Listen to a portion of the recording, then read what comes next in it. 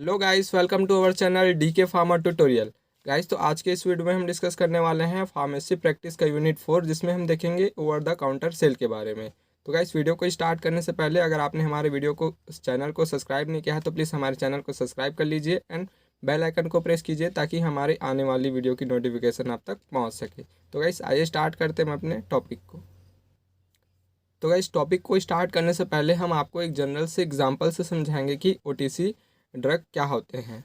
तो गाइस, आपने कभी जब आपको कभी चोट लगती होगी, ठीक है, तो आपने ये वाला जो मेडिकेशन है वो उसको मतलब ऑइंटमेंट है उसको लिया होगा, पोइडिन ऑइंटमेंट। तो ये जो है एक एंटीसेप्टिक ड्रग ऑइंटमेंट है जो कि नॉन प्रिस्क्रिप्शन जो है मतलब बिना किसी प्रिस्क्रिप्शन के आपको मिल जाती है। एंड सेकंड है रिंगार्ड, तो ये एक एंटी फंगल ड्रग है, ठीक है। और थर्ड है डाइक्लोफिनेक जेल, तो इसको यूज़ करते हैं हम पेन के लिए, ठीक है। तो ये सारे मेडिकेशन जो है आपको बिना किसी प्रिस्क्रिप्शन के आसानी से मेडिकल स्टोर पे मिल जाती है। तो इसी को हम बोलते हैं ओवर द काउंटर ड्रग। बिना किसी प्रिस्क्रिप्शंस के आप जब मेडिकेशंस को खरीदते हो किसी भी मेडिकल स्टोर से तो उसको बोलते हैं हम ओवर द काउंटर सेल। तो गाइस, ये कॉन्सेप्ट आपको समझ में आ गया होगा। तो अब हम देखते हैं इसका definition. OTC are the non prescription drug dispense to the public freely without any restrictions. तो OTC जो है एक नॉन प्रिस्क्रिप्शन ड्रग होती है जिसको हम बिना किसी रिस्ट्रिक्शंस के डिस्पेंस करते हैं पब्लिक को। OTC drug are medication that are deemed safe effective for the use by the general public without seeking treatment by the health professionals. तो OTC मेडिकेशन जो होती है वो सेफ़ होती है और इफ़ेक्टिव होती है, ठीक है।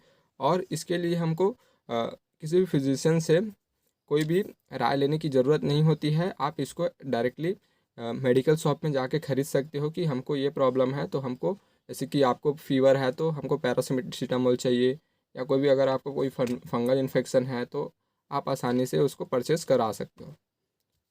एंड थर्ड है it is also called a prescription D control drug. तो इसमें प्रिस्क्रिप्शंस का कोई कंट्रोल नहीं होता है, आप बिना प्रिस्क्रिप्शंस के मेडिसिन को खरीद सकते हो, इसलिए इसको हम बोलते हैं prescription D control drug. It is also used for symptomatic reliefs.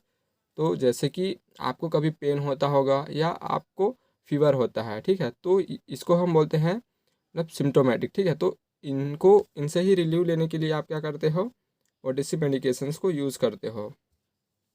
This have little significant pharmacological activity.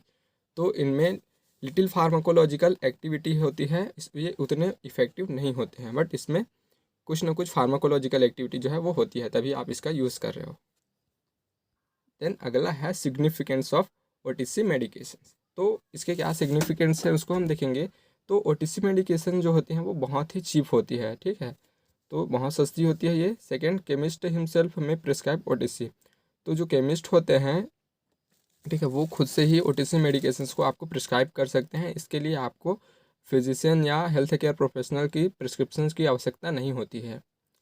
Consumer are able to self diagnose, self treat and self manage.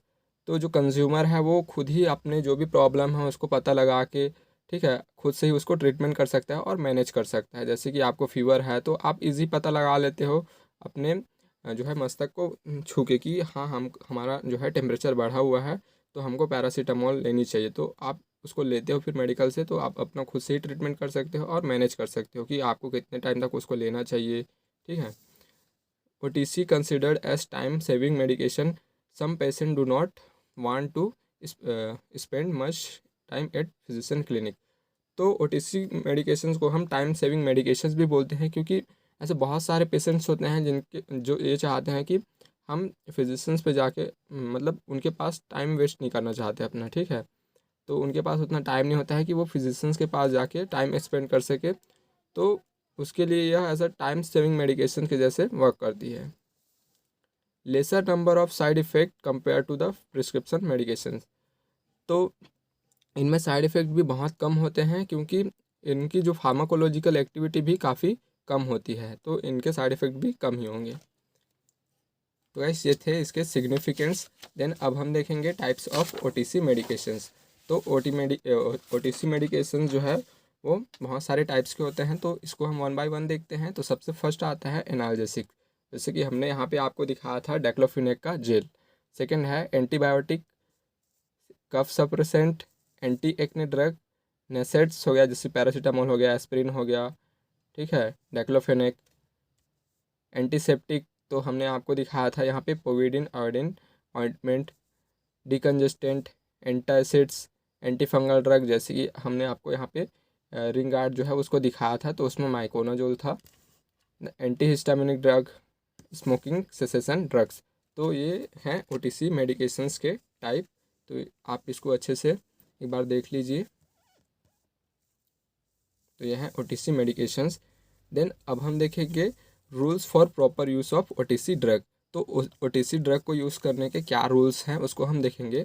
तो सबसे फर्स्ट इसमें आता है always known what you are taking, ठीक है। तो आपको पता होना चाहिए कि आप कौन सी दवाई ले रहे हो, कौन सी मेडिसिन ले रहे हो, ठीक है, उसका क्या इफेक्ट है, ये सारी चीज़ें आपको पता होनी चाहिए, ठीक है। नोन द इफेक्ट, तो उसका क्या इफेक्ट है वो भी पता होना चाहिए। थर्ड है read and heed warning and cautions. तो उसमें जो भी काउशंस लिखे हैं, जो भी वार्निंग्स लिखे गए हैं, ठीक है, उनको अच्छे से ध्यान दे के पढ़ना, ठीक है। कि मतलब जैसे लिखा रहता है कि अगर आप इस मेडिकेशंस को बार बार लेते हो तो आपको लीवर प्रॉब्लम हो सकती है, या आपको इस मेडिकेशंस को खाना खाने के बाद लेना है या इतना टाइम बाद लेना है। तो उनमें जो भी काउशंस लिखे रहते हैं उनको आपको अच्छे से एक बार रीड करना है। एंड थर्ड है don't choose anything for more than 1 to 2 weeks. तो गाइस अगर ये ओटीसी मेडिकेशन है, ठीक है, तो ऐसा नहीं है कि इसको आप जितना ज़रूरत है कभी भी ले लो, लेते रहो। तो इनका भी एक क्राइटेरिया है कि आप इसको 1 to 2 वीक्स से ज़्यादा यूज़ नहीं कर सकते continuously. Be particularly cautions if also taking prescription drug. तो आप जैसे कोई भी प्रिस्क्रिप्शन ड्रग ले रहे हो, जैसे कि आपको हाइपरटेंशन है या डायबिटीज़ है, ठीक है, या कोई भी अदर डिसीज़ है, सीएनएस डिसीज़, तो ऐसे केसेस में जो आपको इस ड्रग को जो है काफ़ी सावधानी के साथ लेना होता है। If you have question ask the pharmacist. तो आपको अगर कोई भी क्वेश्चन है, जैसे कि आपको पता नहीं है कि उस मेडिकेशंस को आपको कैसे लेना है, तो आप फार्मासिस्ट से पूछ सकते हो कि हमको जो है इसकी थोड़ी इन्फॉर्मेशन दीजिए, इसको कैसे लेना है, ठीक है। तो ये सब आप उसको पूछ सकते हो अगर कोई भी क्वेश्चन है तो। If you don't need it don't use it. तो अगर आपको इसकी आवश्यकता नहीं है, ठीक है, मतलब ओटीसी मेडिकेशन है ऐसे करके इसको चना मुर्रा समझ के नहीं खाना है, ठीक है। तो इसका भी एक क्राइटेरिया है कि जब आपको इसकी नीड है तभी आप इसको यूज़ करोगे, नहीं तो इसका यूज़ आपको नहीं करना है। देन अगला पॉइंट आता है हमारा स्पेशल पेशेंट ग्रुप्स। तो ऐसे बहुत सारे पेशेंट होते हैं जो कि ओटीसी मेडिकेशन से मतलब उनसे जो भी एडवर्स इफेक्ट होते हैं तो उनसे आसानी से क्या हो जाते हैं, प्रभावित हो जाते हैं, ठीक है। तो उनको जो है उनको ध्यान में रखा जाता है, जैसे कि चिल्ड्रंस हो गया, जेरिएट्रिक पेशेंट्स हो गया, मतलब जो भी ओल्ड पर्सन्स होते हैं, ऐसी लेडी जो कि प्रेग्नेंट है या ब्रेस्ट फीडिंग वूमेन, तो उनके लिए, और जो भी ऐसे पेशेंट जो प्रिस्क्रिप्शन ड्रग को यूज़ कर रहे हैं, तो उन सब के लिए क्या है, इनमें थोड़ी सी सावधानी बरतने की ज़रूरत होती है। देन अगला पॉइंट है हमारा रिस्क ऑफ ओटीसी यूज़। तो इसके क्या जो है रिस्क हो सकते हैं उसको हम देखते हैं। Delay in seeking medication advice for serious illness. तो आपको अगर कोई भी गंभीर बीमारी है, ठीक है, तो आप जो है मेडिकल जो है एडवाइस जो है आप नहीं ले पाते हो, समय पे देरी हो जाती है आपको। तो उससे क्या होता है कि आपकी जो भी सीरियस इलनेस है वो बढ़ जाती है, क्योंकि आपको लगता है कि वो कोई छोटी मोटी प्रॉब्लम है करके आप नॉन प्रिस्क्रिप्शन मेडिकेशंस का यूज़ करते हो, और वही प्रॉब्लम जो है आगे चल के बड़ी हो जाती है।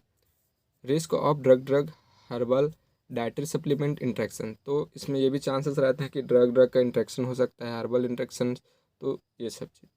Risk of adverse event. तो एडवर्स इवेंट्स के भी चांसेस रहते हैं, क्योंकि बहुत सारे लोग ऐसे करते हैं क्योंकि इनका जो है एबनॉर्मल यूज़ करने लगते हैं। Potential for dependence, misuse and abuse. तो यही चीज़ हमने बताया कि जो डिपेंडेंस, मिसयूज़ एंड एब्यूज़, इनके भी चांसेस रहते हैं।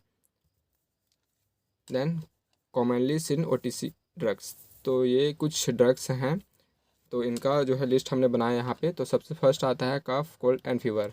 तो इसमें हम यूज़ करते हैं कोरेक्स। तो कोरेक्स जो है वो कफ के लिए यूज़ होता है। कैल्पोल जो है वो फीवर के लिए यूज़ होता है।